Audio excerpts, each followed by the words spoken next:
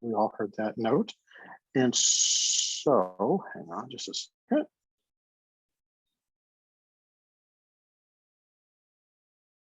There it is. I'd like to welcome you to tonight's public meeting. I am Rob May. I'm Director of Planning and Economic Development for the City of Brockton. And tonight we're here to talk about the Lovett Brook, or some people might think of it as the Good Sam Area Master Plan. This work is supported by Mass Development through a site readiness grant, and we're very appreciative of Mass Development's partnership with the city. This planning process grew out of a report prepared by MIT for Mass Development and the Mass Life Science Center to see how the life science industrial cluster could be nurtured and expanded in gateway cities like Brockton. The life science industrial cluster is more than just the large research and development firms that you see in Cambridge. They include testing laboratories, biomanufacturers, medical equipment makers, and specialty logistic firms. There are many niches within this industrial cluster that could benefit from being in Brockton. Our goal for this planning process is to ensure that we have shovel-ready sites, a properly trained workforce, sufficient utility capacity, and a game plan for attracting high-skilled jobs to Brockton. Over the past year, we've been working with our consulting team led by Ennis & Associates and a project advisory committee, which has included real estate professionals that specialize in life science development, as well as Brockton residents represented by the Brockton Redevelopment Authority's Citizen Advisory Committee. We also, we have been analyzing our existing conditions, projecting demand, and developing scenarios that could be implemented to support development around the Good Samaritan campus. Tonight, we'll present our findings and explore 3 redevelopment scenarios. Based on the outcome of tonight's meeting and an online poll, which will be announced shortly, we will refine our plans and present them to the Brockton Planning Board for adoption. We intend to use this adopted Lovett Brook area plan as the foundation of an urban renewal plan, a zoning study and proposal, as well as a district increment financing plan. The urban renewal plan is expected to be presented to the Brockton Redevelopment Authority and the new Brockton City Council in late December, early spring. Excuse me, late winter, early spring. Following this presentation, you'll be allowed to ask questions and make comments. To do this, please use the raise your hand function by hovering over the menu bar, either at the top or bottom of your screen, and clicking the raise hand icon. We will recognize the guests as they're indicated, and once we unlock your mic, please introduce yourself with your first and last name and let us know where in the city of Brockton you live.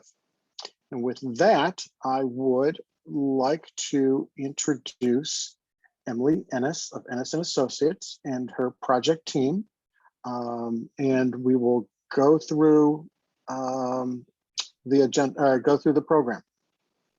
Great. Thank you very much. Emily. Thank you. Thank you very much, Rob. Pleasure to see all of you tonight. I just want to introduce the 3 other people that you're going to see on the screen, and then I'm going to share my screen with you. Brian Gridley from RKG Associates. RKG Associates has been working on the market study, and then Gordon Leedy and Robert Ulig, who have been from Ty & Bond and Ty & Bond, however, since from Ty & Bond Studio, respectively, who have been working on the existing conditions and also helping to plan out the scenarios that you're going to see.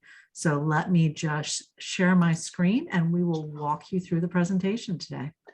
As you're sharing your screen, I do want to announce that Mayor Sullivan was expected to be here, but unfortunately he has another meeting scheduled tonight. So he unfortunately can't be in 2 places at one time, but he has been working with us through this process and is very excited by where we're heading. Thank you, Emily. Sorry. Not a problem at all, Rob. So we've done the welcome and introductions, but let me just run through the agenda. We're going to talk a little bit about the existing conditions on the site, both the market and the physical conditions.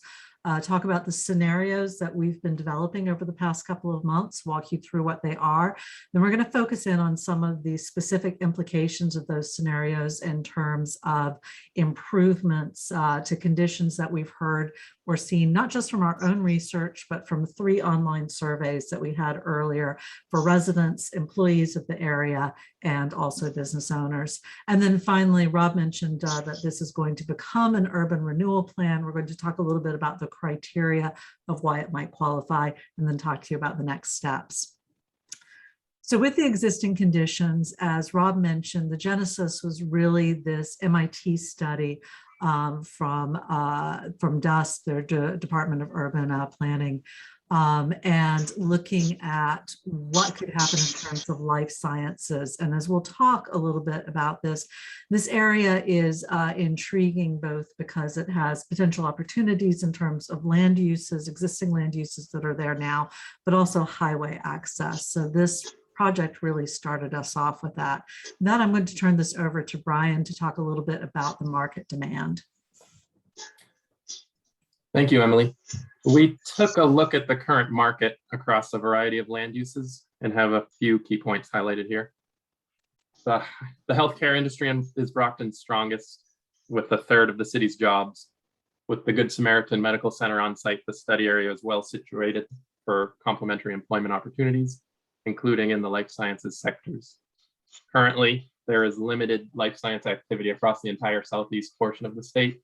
There is an opportunity for Brockton to leverage its assets to foster growth and become a regional leader in this area. Since the market does not project much organic growth, strategic partnerships with educational institutions and workforce development initiatives will be very key in developing this ecosystem. The demand projections that you'll see on the next slide are based on historic employment trends and Brockton's historic capture of regional employment. Economic development initiatives could help to attract companies to the area, creating additional growth, which will drive us to the development scenarios that we'll discuss later on. Next slide, please. And here's a look at the market demand for the uses that we analyze.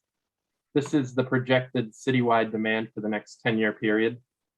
Employment projections suggest there is demand for 50,000 square feet of life science space in Brockton, and the majority of this demand lies in the manufacturing and distribution sectors.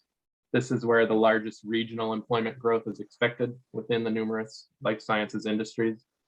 And Brockton currently has around 150 jobs in these sectors and could look to expand.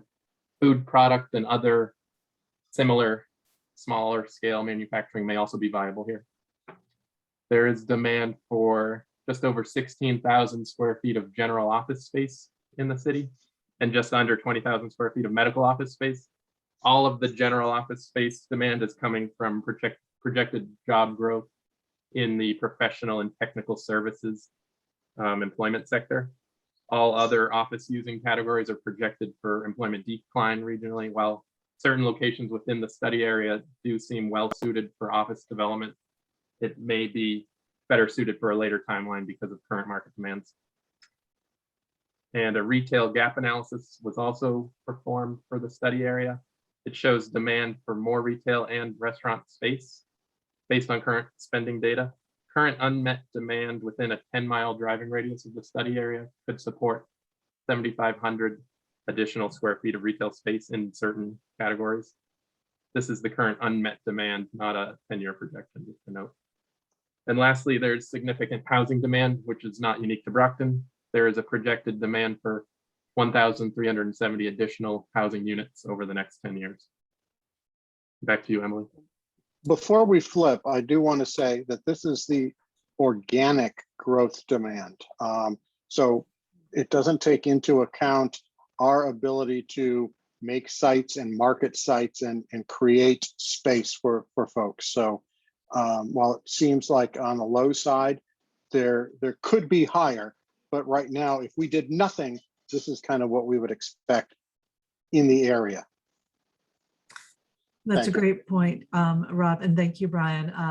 We're going to be looking at the demand again as we look at the scenarios, and you're going to see how the different scenarios react to both these demand based on the existing trends and then on the idea of can the site be marketed towards specific uses, what those uses would be, and why we would want to do that. So in terms of existing conditions, the market demand and the market projections, both the demand now and the future projections, are one set of the existing conditions. And the other set is the physical conditions. And you can see that we've called out the existing buildings on the site. We'll talk a little bit more about which uses are where. But in general, we have the Good Samaritan Medical Center in the middle and office spaces along the medical office spaces that work with that. Harbor One Bank's headquarters is here. You'll see the yellow are single family homes kind of scattered throughout the site. There's a church on the site. There's a lot of restaurant retail in these corners here. And finally, there's the footprint of a former movie theater, and that footprint becomes important in our later discussion. We looked at what the implications of the existing development meant. So we looked at the impervious surfaces I should call out Lovett Brook here, which is something that was not known by many of the people who took our surveys. Lovett Brook becomes critical because not only is the brook itself there, but also the wetlands around it. That becomes part of the conversation. In terms of impervious surfaces, this is one of the conditions we look at to see how the land is being used, the ratio of buildings to parking, how efficient is the development. It's also important in terms of stormwater management and the quality of the brook itself. We want to know who's in the area. So we see that there are environmental justice communities, both minority and income-based. We want to know in terms of demographic, who's living in the area, who's working in the area. And we looked not just at Brockton or not just at the sort of the radii around Brockton, but also a wider 3-county range. The reason being that, as Brian mentioned earlier, you're not seeing a lot of life sciences on the in this part of Massachusetts at the moment. Generally, the conversation has been what's north of Boston and Cambridge, what's west of Boston and Cambridge. We see an opportunity in this site to not just attract life sciences for Brockton alone, but to be a regional center. And the highway access plays into that in terms of both Route 27 and Route 24. You see those routes here in this lower left-hand slide, but it's also important to note, and we'll talk a little bit more about this later, that there are current problems with traffic in the area. So if we're thinking about adding more redevelopment or more uses on the site, what does that mean? And we'll talk through that. We took a site walk earlier this spring. These are just some of the images from that site walk. You'll see that Lovett Brook is in fact in a culvert during some parts of its journey along the site. In other parts, it's actively underground. In fact, it runs under a building at one point. You see here, we've got what are called paper streets, which are streets that you see on record, but that haven't actually been developed into streets. This becomes important as well. Quite a lot of parking on the site and just a general interesting mix of uses.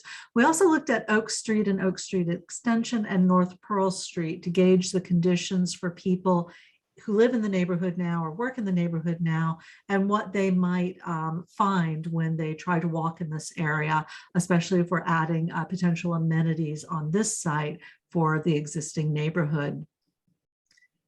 So let's talk a little bit about the working scenarios. Rob mentioned that there were 3 scenarios, and we're going to walk you through them. The first scenario 1, is set into 3 phases. And what this does is it shows the change over time. And for a plan such as this, we're looking at probably a 20-year lifespan. So each of the scenarios is a different component of that lifespan. And then scenarios 2 and 3 are very different alternatives and at a higher level of density of development than scenario 1. So we start with the existing land uses. I called out the different types earlier. So restaurant and retail, single family, medical office, the church, and office. And obviously you see a lot of the parking here and a lot of the green space. Scenario 1, which is next, this is, or 1A, is what we think could happen in perhaps the next 3 to 5 years. And so you see where the footprint of the movie theater was, a manufacturing building. Now, this is not the manufacturing with the smokestacks, but more of the life sciences, biomedical, food production, pharmaceutical. It's a cleaner and more neighborhood-friendly type of industrial use. Across the driveway into Good Samaritan, you see an office or lab or both building, and then the possibility for a mixed use, which would be retail and restaurant on the ground floor and residential above, up in the northeast corner where the current single family units are. And the reason for the mixed use in this corner is that it ties neatly with the multifamily residential across the street. It also allows a swing space for the existing retail and restaurant that will be important in the next scenario.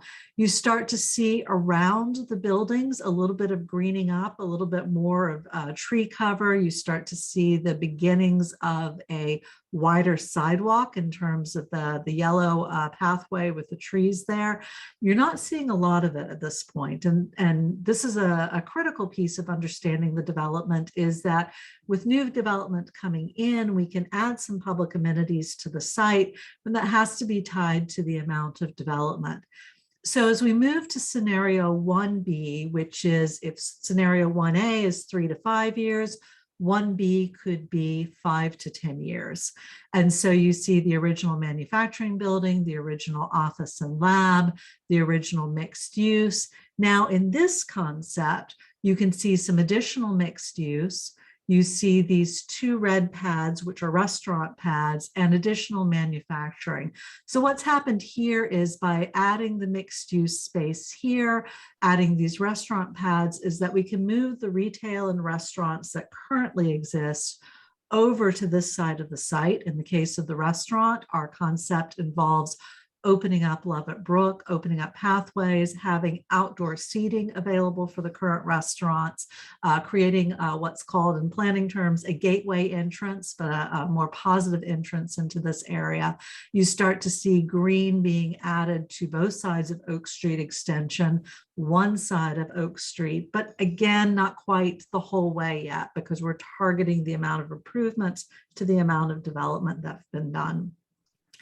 In terms of 1C, we then see those public improvements being finished up. We've added another office lab. So this is the 10 to 20 year scenario.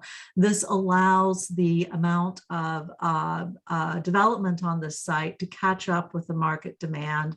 As Brian noted earlier, as Rob noted earlier, the demand isn't there now for this level of use, but it could be in the future. And so our goal in looking at these development scenarios is, how would we market this area? How would we show somebody what could fit on these sites? So again, this is one way of showing in a 5 to 20 year period how this development could happen.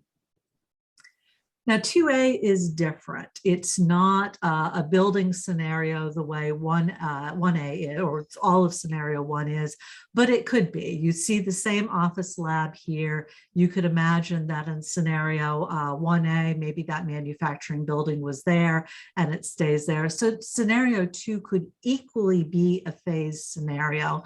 But the difference here between 1 and 2 is right now, and I'll show this was the same all the way through 1.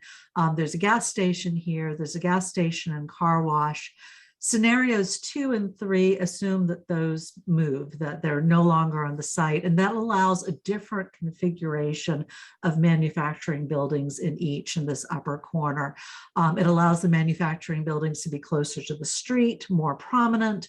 And then you see the rest of the uses are fairly similar, a little bit more of the mixed use in the office lab in scenario 2. The restaurant pads have changed, so they're on either side of the walking area and the brook. And then in scenario 3, again, a little bit different layout for the manufacturing. This would assume a different type of manufacturing. So we tied the building sizes to the types of manufacturing that are being developed right now. And then you see more office in this scenario. You also see 2 parking garages, because the level of office that would be required in scenario 3 is a level of office that would require more parking spaces than would be available for surface parking. So really 1 shows this phased approach. 2 and 3 also could be phased, but they show a higher level of density on the site. Now, in the surveys that we did through the summer, we found that traffic was one of the biggest topics, and we're going to talk about what this means. But before we get there, I just want to go back a little bit to the demand that Brian presented earlier. So this is the existing conditions on the site in terms of development volume. It's in square footage here with the residential units. And we're going to put this on the project website, which I'll give you at the end so you can look at it in more detail. But what we've really done is looked at the volume of all three of these. And you can see that the volume steadily goes up the closer you go to, or the further to the right that you go. This volume can't be accommodated by market demand now. Well, we've talked about that already, but it's an idea of showing you how much can be on this site. What we can do with this master plan and showing the volume, one of the next steps would be to understand at what levels different improvements need to be made to the traffic and the circulation. So that's one part of it. And the other part of it is, given this level of development, what does that mean for the staging or the phasing of the public improvements? The increase in the street trees and coverage, the pathways, the opening up and daylighting of Lovett Brook. Looking at scenario 1A, which we really thought about in terms of the next 3 to 5 years, we wanted to compare that to the projected 10-year demand and the existing conditions. So obviously you get new manufacturing that's not on the site now.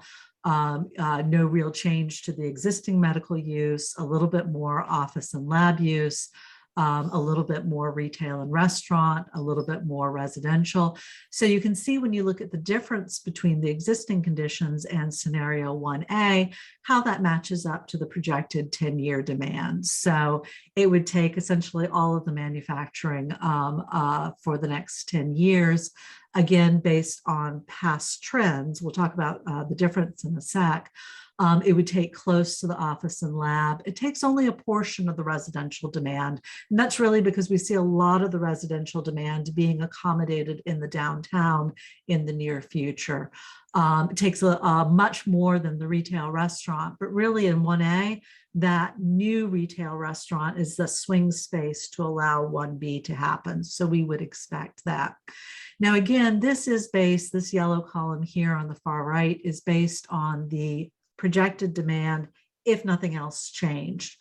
With a concerted marketing effort by the city, by the redevelopment agency, we see this demand as potentially changing, because now the city's able to say, we have this site, we've done these test fits, these scenarios, we see how this can work, we know what needs to change. Now we can say that this is a possibility, and that may very well change the demand profile.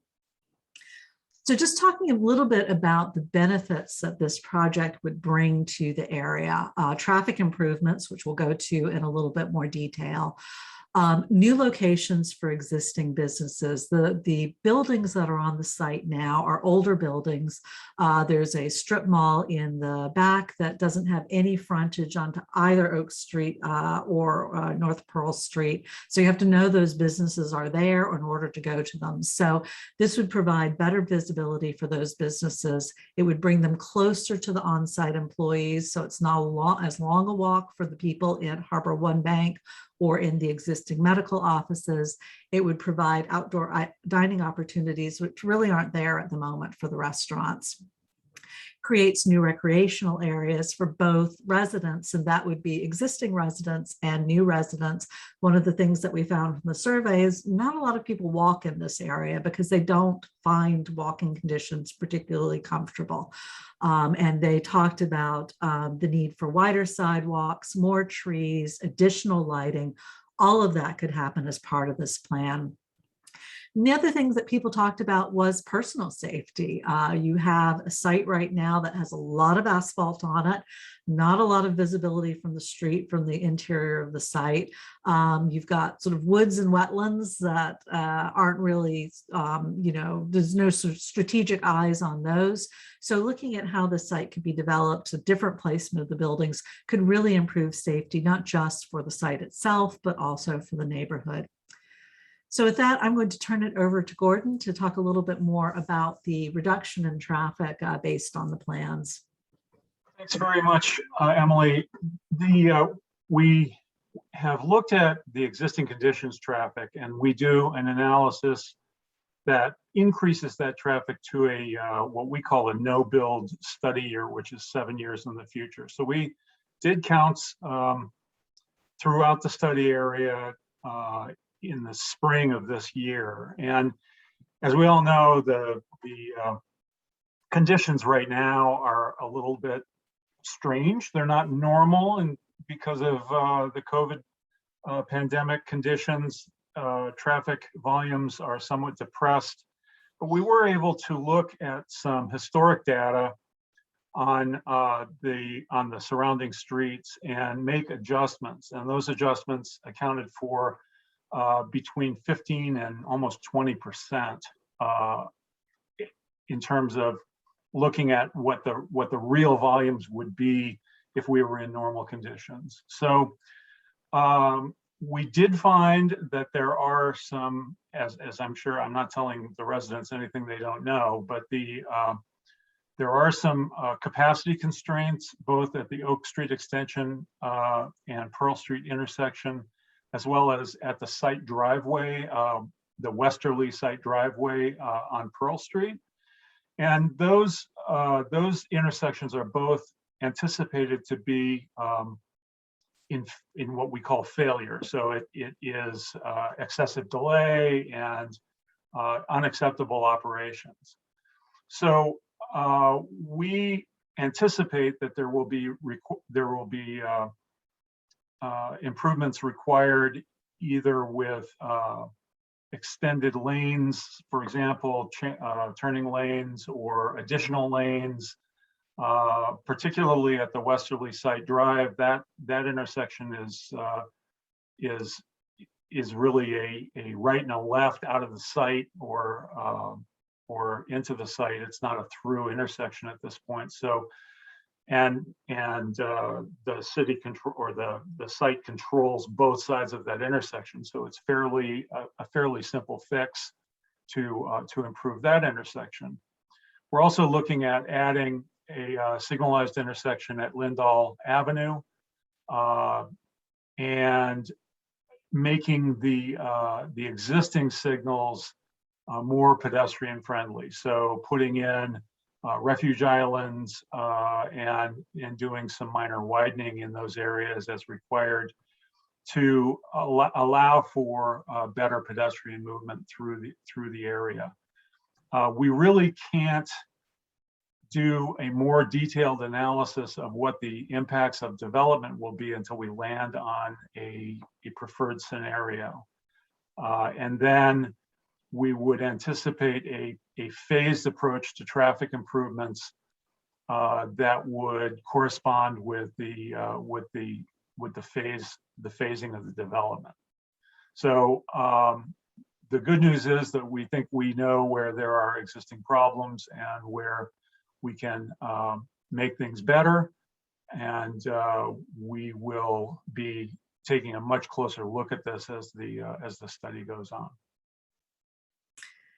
Thank you very much, Gordon. I think one of the things that we've certainly talked about as a team, in addition to the larger scale traffic improvements that Gordon mentioned, is at the moment, there's a lot of ways for cars to leave this site or enter this site from Oak Street and Oak Street Extension. And there's 17 driveways of varying widths.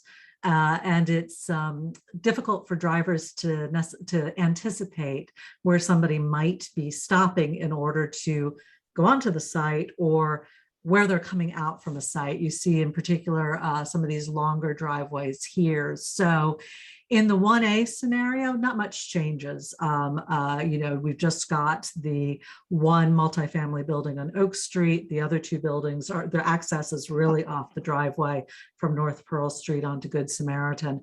But as soon as you move into 1B and then later into 1C, this pathway here with the trees on either side starts closing up a lot of those driveways. And so you have very specific points at which people would enter and exit the site. As Gordon mentioned, about 1B is about when you'd be signalizing Lindell Avenue. The picture I showed you earlier of a paper street is actually Lindell Avenue. It was never built, nor was Newland Street. So the idea of being able to have development in this area that then opens up Lindell Avenue as a new street, signalizes it, makes it a lot more predictable for people driving along the street. So one of the other benefits, sorry, go ahead, Gordon. Can I just add one other thing? The other important thing to keep in mind is that the mixed use nature of this development will tend to ameliorate some of the traffic issues in terms of both shared parking, so that you can potentially reduce the number of parking spaces on the site that are necessary, but also in terms of sort of peak shifting of traffic volumes, because all of the different uses have different peaking characteristics and different use characteristics. So that's a very positive aspect of the plan as well. Great. Thank you. So the other real amenity for not just for people coming onto the site, but people who are here now, both residents and employees, are the public improvements that I've been alluding to. And Bob, I'll turn this over to you to talk us through some of the more detail, the larger details about this. Thanks, Emily. So if you look at the image on the right-hand side, and if you could, I don't know if you could follow with your cursor. As Emily indicated, if you experience Oak Street right now, it's not very pedestrian friendly, either crossing or walking along it, where sidewalks are right along the street curb. The beauty of this development plan is it will help fund many of these improvements that not just the workers and the new people that come to the site, be it residents or others, but it should really raise the bar for the whole neighborhood in terms of its amenities and its kind of people friendliness. So along Oak Street, the anticipation is pulling the sidewalk back so it's not right against the curb, and creating tree-lined streets as a kind of a consistent theme, both on the south and the north sides of Oak Street. And then kind of those orange lines represent new pathways, not just the sidewalk along Oak Street, but the idea of kind of creating a trail network that can take advantage of an improved Lovett Brook. Right now, it's kind of clogged with invasives, and it's not daylighted as shown up closer to Oak Street.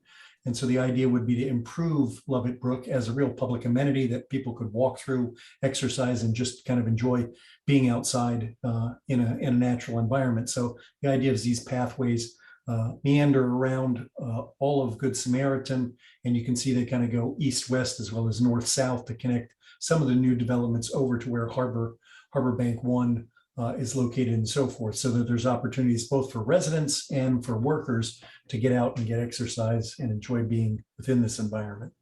So that's kind of the highlight in the upper right-hand side. Then looking in the lower left, we've talked about the idea that some of the new amenities, maybe this idea of bookending two restaurants to either side of the entry from Oak Street to Good Samaritan. And the idea is that for example, the restaurant on the left could take advantage of having an outdoor area that overlooked Lovett Brook as a place to kind of gather and hang out with, again, great vistas and such. The restaurant on the right-hand side shows kind of an outdoor terrace amenity, which could benefit both the restaurant and, again, users of this site as an expanded outdoor area. Great, thank you very much, Bob. So finally, we want to talk about the criteria for urban renewal, and the state is very specific. Can I Bob. take a quick, we have a couple of questions that have come in through chat. Yep. That I want to address before we go on to the urban renewal. One of them regarding slide 6 is asking about demand. So the second column in slide 6 shows increase in demand or absolute demand. And I think what it's showing is an increase in the space on the site. This one right here. Is that site This 6? is slide 6. So this is the citywide demand for over the next 10 years. So you've got your baseline now. This is the demand for space over the next 10 years above that base. Brian, correct me if I'm wrong. Okay, and so the question that goes on is the medical demand expected to decrease from 65,000 to 20,000 in 10 years? No, so the 19,000 is additional above the 651,000. So those are increases along over that. Yes.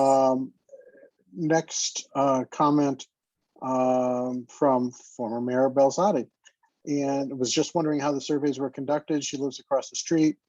While not in the boundaries, she didn't receive a survey, and I apologize that you had not. We have been doing our best to promote this through Facebook and the city's website. We did have a assistant planner who's no longer on staff, but one of her jobs was to go out to the both the condo buildings and the apartment buildings on the north side of Oak Street. And she had made arrangements to meet with the property management groups and for them to distribute flyers. So I'm sorry that you didn't get one. However, we will have another survey. We'll be asking more questions in response to this presentation, but there's plenty of time to still participate in the planning process. The next question from Paula, or comment from Paula, is I think that the traffic and pollution attributed to traffic and are issues. The walking in this area is a nightmare. I assume you're going to try to buy out the existing homes that you would be removing. So I hope you saw in the last few slides how we are planning on improving the walkability and the safety of the neighborhood by increasing pedestrian amenities and by increasing visibility for people in the area. And yes, the plan would call for some of those properties to be acquired by private developers. Paula also asked, how will this project be funded? And as I mentioned in my opening statement, and I realized it was a long time ago, one of the projects or plans that we are producing out of this is what's called a district improvement plan, or DIF. And what that does is capture a portion of the incremental increase in revenue that happens on the site so that we can reinvest that back into these selected projects. So development is paying for development. Another option that we have is by using the TIP, which is Transportation Improvement Program. It's operated by the State Department of Transportation and MassDOT. And these are all federally eligible roads that are eligible for federal aid. So for large infrastructure projects, we would certainly want to increase that opportunity. And we also have some very good friends at Mass Development who run other programs that would potentially help us finance acquisition of key projects or key sites, like the old former movie theater, which you see in the development scenarios, seems to be one of the first big places to happen. And then I'm going to stop after the next one, but the traffic lights, there are traffic signals. You don't see it as a large icon because those are existing traffic signals, but they are there. The larger icon shows the new traffic signal. So that's why that one pops out on the page. So we will take a pause with the questions and continue with the presentation. Great. Thank you very much. I just wanted to say that the upper plan, which is not showing any of the traffic signals, was an earlier version. So, but this one does show the existing in a smaller one, as Rob said, at Reservoir. Yeah. So in terms of the criteria for urban renewal, there's state requirements for how you determine whether or not an area is eligible to be part of an urban renewal plan. And we're going to go at a very high level to talk about some of the reasons that this plan or this area could qualify. There are others, but primarily there's something called a blighted open area. And when we talk about blight in terms of urban renewal, it's not necessarily the same thing as when people talk about blight, when they say, oh, that building hasn't been painted in years, it's blighted, or that lawn hasn't been mowed in years, it's blighted. This is a more technical definition, and what it's really looking at is, are there conditions that the private market hasn't been able to address, and therefore there's some sort of public intervention that's required. So in the case of a blighted open area, there's also a decadent area is another way of looking at it. But for a blighted open area, there's three specific things that this area matches. Unduly costly to develop it soundly through the ordinary operations of private enterprise. So in other words, private enterprise needs help. They haven't been able to do it. In this case, there's a few things. So the obsolete, inappropriate, or otherwise faulty platting or subdivision, we're going to look next at how the parcels, how this land has been divided. Deterioration of site improvements or facilities. And so that's when you look at the quality of the site improvements, in this case, paving, what's the condition it's in, division of the area of rights of way, and diversity of ownership of plots. In the next slide, we'll talk about all of those. A substantial change in business or economic conditions or practices. Now, this is an interesting one because not only, and this is the site of the former movie theater is sort of right in here, not only has this movie theater been not just out of business, but in fact demolished. It's been out of business since I think around 99. It was demolished in 2015. Nothing has replaced it. There was a movie theater at Westgate Mall. That one's now gone. And in fact, my understanding is that there are no movie theaters in Brockton at the moment. Certainly with COVID, we've seen a change in how movie theaters operate. For example, Disney Plus started releasing movies to the theater and on their streaming channel at the same time. There's a clear shift, although movie theaters are certainly not dead, and I enjoy going to them when I can, as I'm sure many do. There's a clear indication that this model is not something, that there's a change to this whole business model. An abandonment or cessation of a previous use goes with that. As I said, this building has been demolished, so that use is gone. No use has come in to take its place. And in fact, when we look at the parcelization, this is how you see these black lines here are how the area is divided up into different forms of ownership. And in our existing conditions report, we're working on the draft now. There's a map from the 1930s that shows how this area was originally divided. And there are a lot more streets on this. So you can see Lindell Avenue here. That's one of the paper streets. Newland Avenue here. Lindell Avenue originally extended much further. Obviously, when routes 24 and 27 were built, they very much changed what we're going on here. Oak Street, which comes down here, used to extend much further out. Not quite sure how much of that was actually built. And there was originally a Broadway up here, which clearly got subsumed into Oak Street Extension at some point. You see Fifth Avenue here. There was also a Third Avenue and a Fourth Avenue. These two landlocked parcels are actually remnants of this original right-of-ways. In fact, I think this one right here is in fact actually Third Avenue. And so you can see how the original subdivision of this land kind of disappeared. That meant that all of these parcels back here were landlocked. And actually, I'm going to go to the next stage so you can see that these were all originally divided up to be exactly what some of them are now, single family housing, but these never got built. This parcel never got built because these roads were never built. You can see the arrangement of these parcels. So the theater is actually completely landlocked now. It's got a little bit onto Fifth Avenue, which is actually far more of a driveway.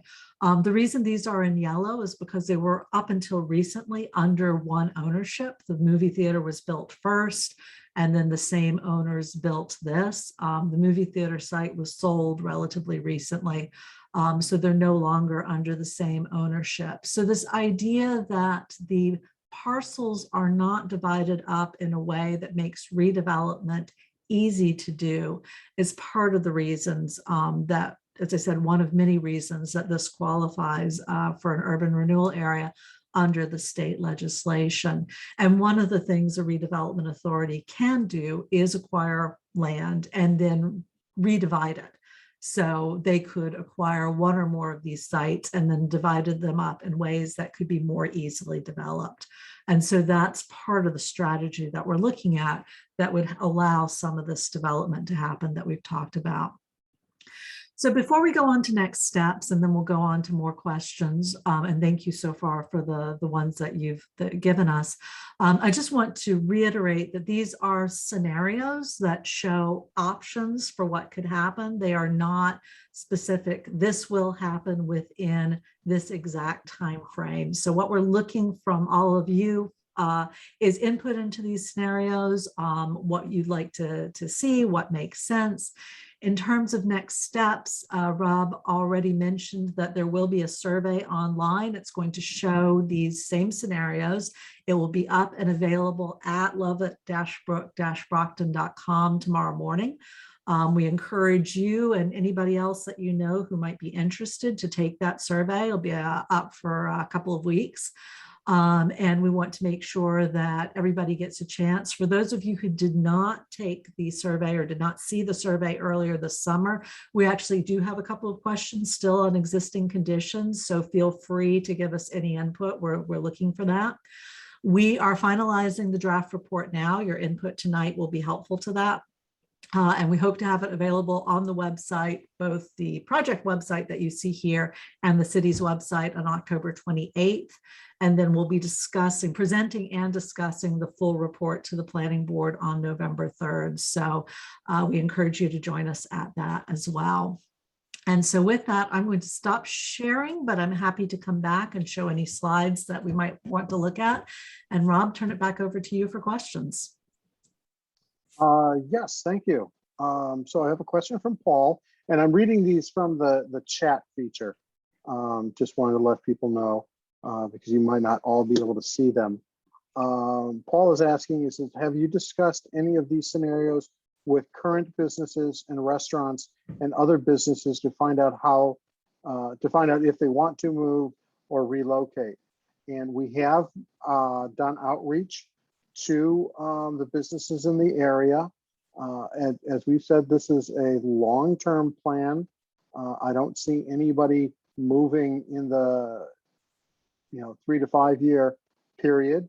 But as you see in the plan, we try to, we have enough space in the plan to relocate everyone in the district and to attract additional retail space or retail users in the area.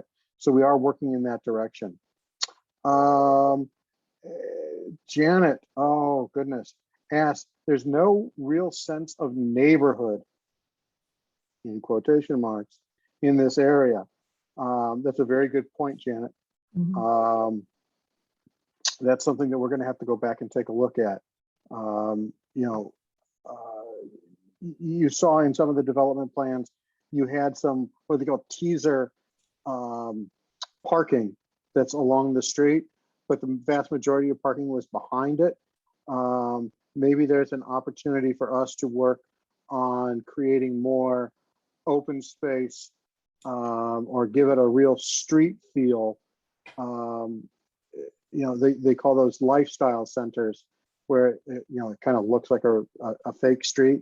And you'll see that in places like Assembly Square or at, God, I forgot where that other place is, in Dedham, Legacy Place, where they're trying to make it feel urban. And sometimes it works and sometimes it doesn't. So we've got to be really careful in choosing a design. And of course, as Emily said earlier, these are just ideas. It's not, this has to happen this way. So I think we have an opportunity to go back and take a look at that. I like how You can see this plaza adjacent to one of the restaurant pads, and maybe there's an opportunity to knit that together a little bit better and create a really interesting public space. And Rob, I just want to call out that between the, or around and between the mixed use, there's also some opportunity for some additional, a little additional plaza here, the office lab here. So I agree. One of the things that the plan it can do is talk about the design of the components. And, as Rob pointed out, these are conceptual, but we can say, we'd really like the buildings, the site improvements to reflect the idea of a neighborhood. And that neighborhood should include not just the site itself, but respond to the neighborhoods, the groups of buildings and residences across the street. Yeah, knitting both future residential districts across the street is important. And one thing we didn't mention in this plan, but of course, adding sidewalks and improving reservoir, I think are very important to improving the walkability of this whole site. Paul asked, why does manufacturing need to be on the Oak Street, Pearl Street intersection? Seems like this would obscure some of the other niceties that of the scenario. So I'm glad you asked that, Paul, because that is one of the things that we talked back and forth about.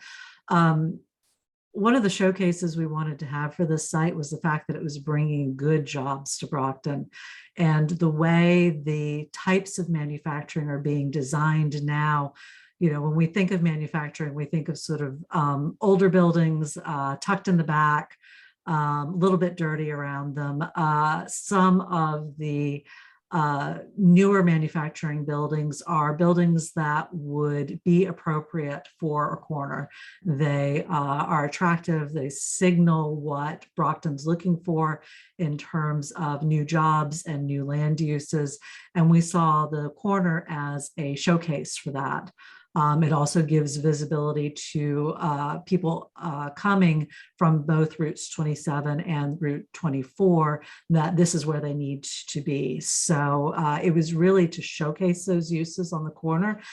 Again, as this is developed, it could well be that somebody says, I see your corner, but I'd rather have my manufacturing where the mixed use is, and maybe the mixed use goes on the corner. We did actually look at a scenario that flipped those two. And so that's completely valid. We didn't want to generate an unlimited number of scenarios. We really needed to focus it for planning purposes, but certainly you could see a scenario in which the manufacturing moves over to the northeast side of the corner where the mixed use is, and the mixed use moves to the northwest corner. I have a live question from Linda Belzati, and so I am going to unlock her system so she can now unlock her microphone and ask her question. Thanks, Rob. I appreciate it. Can you hear me? Did I do it Yes, right? we can. Okay. All right. I didn't want to put it in the chat because it was just too much to type, and I'm just being lazy. So first, I'd like to say that I appreciate the walkability component and the walking trails.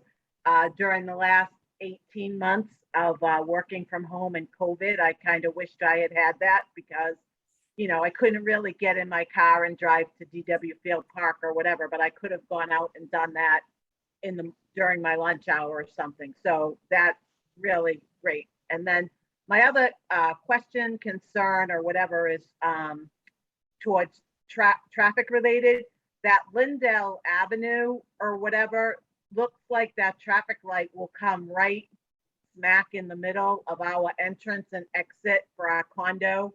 And I have to tell you that I greatly appreciate the acknowledgement of our traffic issues, so to speak, on Oak Street. I will tell you at Christmas time, and I'm not good with directions, so you'll have to bear with me, but at Christmas time, if I'm coming up Pearl Street towards Stoughton, so if I were coming off, say off the highway and going that way, and then I'm going to make a right onto Oak Street or Oak Street Extension.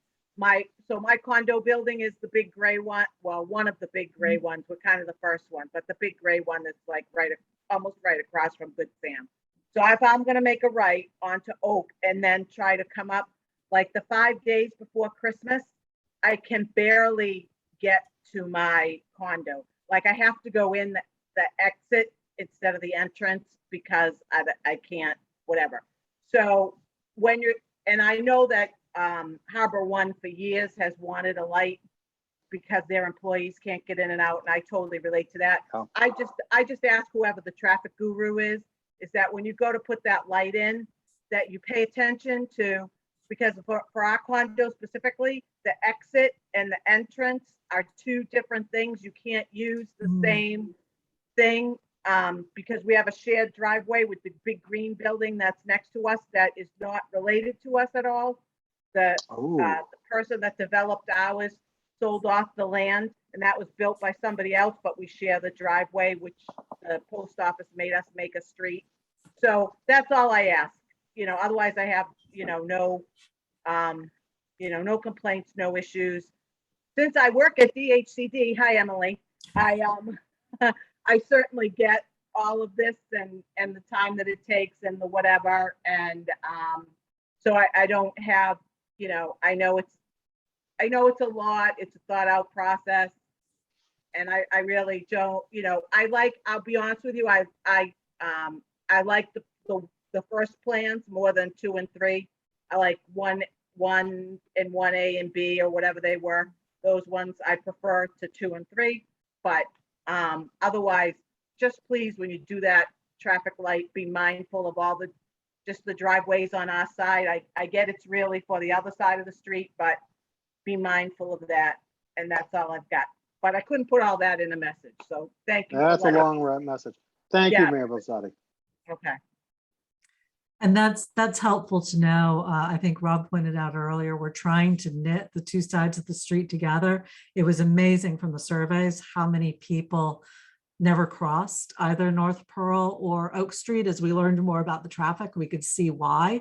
But knowing that, that's the situation of your entrance and exit is People really get in their helpful. cars to go across to the Dunkin' Donuts.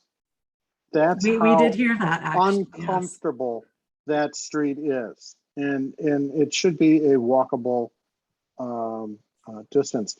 I have another question. Can you talk high level about stormwater management?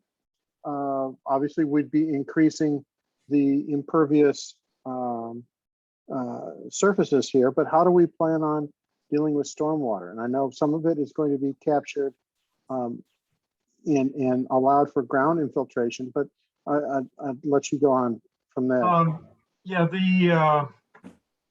In terms of a high level, what we're talking about here is really restoring the Brook corridor. And as a part of that, we can incorporate stormwater management techniques that look not like the, sort of little pits in the ground that you see everywhere, but is more of a kind of a natural approach to stormwater management. In sort of coordination with more standard water quality controls. I mean, one of the things about redeveloping a site like this that is important to keep in mind is that there's essentially no stormwater management out there today. And so while we are proposing some increase in impervious surface, we also have the ability to apply modern techniques of stormwater management and water quality control to that redevelopment, which will, I think dramatically improve the situation out there. The question continues on to talk about the impact of traffic on the entrance of Good Sam, especially from North Pearl, with the addition of office space. As ambulances use this area, will this increase, traffic congestion? Well, currently that approach is challenged, and particularly in the PM peak hour where you have exiting traffic that's functioning at a level of service F. So, or at least you know, it's probably an E right now and is projected to fail in the very near future. But it's a single lane approach on either turning movement. So we can easily, we can adjust the signal timing and the signalization of that intersection to accommodate more movement, because you've got enough lanes to accept that traffic on the Pearl Street accesses. So as I said earlier, I mean, it's kind of a dance of, you know, what the existing conditions are and the existing traffic volumes and the existing issues. And then you're adding things on top of that, and you really have to balance all of that together and come up with a comprehensive management plan. It's extraordinarily complex, but we have to have some idea of what it is we're going to be adding to the matrix to come up with potential solutions. Because at this point, you know, what is the problem today if we add, you know, that mixed use area, or we add offices, or, you know, whatever, manufacturing, may not be the same problem as what is going to exist in the future. So we have to, you know, we have to look at it in a comprehensive way.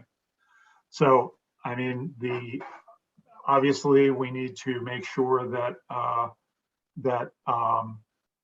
emergency services have adequate access to a hospital site. So, you know, that'll be primary in our consideration. I guess, you know, based on some of the other comments that have been made, I also would like to add that if we're looking at transportation improvements on Pearl Street and on Oak Street, I would suspect that a large part of that may also be a kind of multimodal component, so that, you know, we're looking at like a complete streets approach where you're managing not only vehicles, but pedestrians and bicycles as well.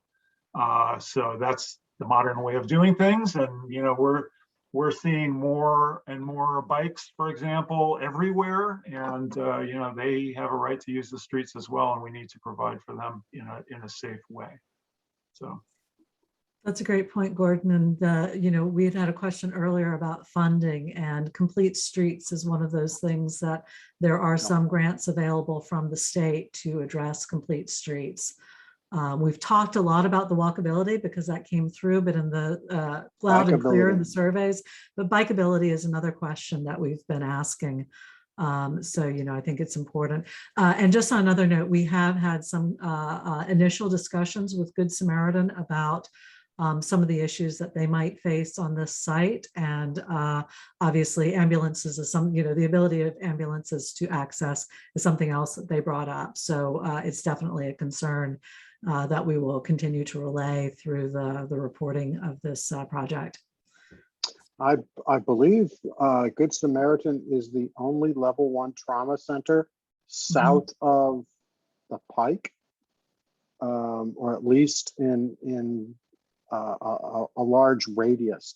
So that's very important for us to keep working with them. Patrick has asked, besides relocating businesses, are you working with the existing businesses to find out what they want to be part of this development? And I have to say, yes, we have. We had 3 surveys going out, individual surveys. One was for local employees, one was for local business owners, and one was for the residents. And unfortunately, it sounds like some people didn't get the resident survey, but there's still a chance to participate. But what we've heard from the business owners, they are looking for better and smarter parking. They're looking for better visibility from the street. I've never seen a sideways strip mall before. Moving to Brockton, it was really kind of interesting. It was somebody's afterthought. And if you don't know those businesses are there, you're not going to, you know, wander through a parking lot to find them. Improved streetscape is also important, and improved walkability. It's amazing how the brook kind of cuts the site in half. right now. And people from, say, Good Sam won't walk over to the retail. But our plan, we certainly hope to open that up and be able to have internal circulation. We need to go back and put my little boardwalk in there to get people from one side of the brook to the other. But certainly being able to walk to local businesses is going to be very important. Rob, I'd just like to add to that one of our considerations was to make sure that there was enough retail and restaurant space on the parts of the site where we're adding that anybody who's there now could relocate if they wanted to relocate.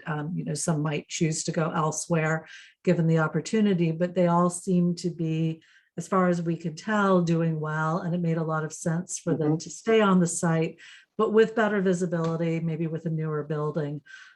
We also, Rob and I have talked about during sort of the second part of this process, meeting with, again, specifically with business owners. We've heard from some, but not all, and hearing more specifically of their concerns. So we would really like, so if you know any of them, let them know to reach out. There's contact information on the website, but we would like to set that up for further conversations. I have got to say, I'm a big fan of Tommy Doyle's, and was thrilled when he moved across the street into this new facility, which used to be an old Bixby. And I'm going to be looking forward to sitting on a patio overlooking this beautiful water system at Tommy Doyle's sometime in the next 10 years. If I don't get hit by a car out on Oak Street first. Many of the jobs you're hoping to attract through this plan will they cater to local residents? That is something that has come up through this whole process of attracting jobs into Brockton and making sure that Brockton residents are available for these jobs. So we have a new president at Massasoit Community College, and you may have seen in the other documents that are up on the website, they talk about the needs to prepare workers for these jobs. There was a representative from the Mass Life Science Center on our planning committee, and she says there is a huge demand for people with pipette skills. And I guess when you see the labs, it's the tubes that they're dropping liquids on. But how do we create workforce training programs so that we can take advantage of the jobs that are currently in Boston, but eventually will relocate here? So that's an important part of that whole process. And Rob, just to add on to that, one of the things that really excited us in terms of life sciences, sort of the ancillary pieces to that, is Brockton High School's STEM program. I think the representative from Mass Life Sciences said it's the second most productive in the state in terms of graduates from that program. Brian, I don't know if you have anything else you want to add on workforce training, but certainly Brockton High School was a shining jewel in terms of being able to bring people into this.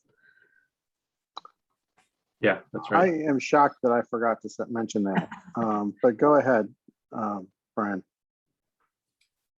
No, I was just agreeing with what Emily said. That was one of the key assets that we identified during the market study that came up and showed in the data. Mass Life Science Center has a long partnership with Brockton High School and with the Brockton Boys and Girls Club. This year, I think there were 15 life science interns that were placed throughout the state from Mass Life Science Center. 7 of those interns were from Brockton High School, which is just amazing. And our chemistry program is incredible.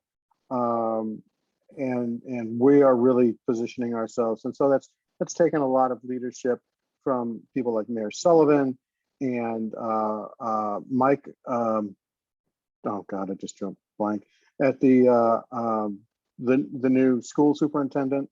You know, things are really turning around over there. Next question, once the corridor is redesigned, yes, it's about the Brook corridor could also act as part of the stormwater management. I look forward, thank you for the invitation.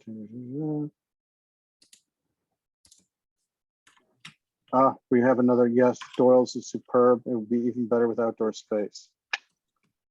That's the end of the written comments, but if anybody would like to speak, please let us know. You can raise your hand on that raise your hand function. You can also participate in the website survey.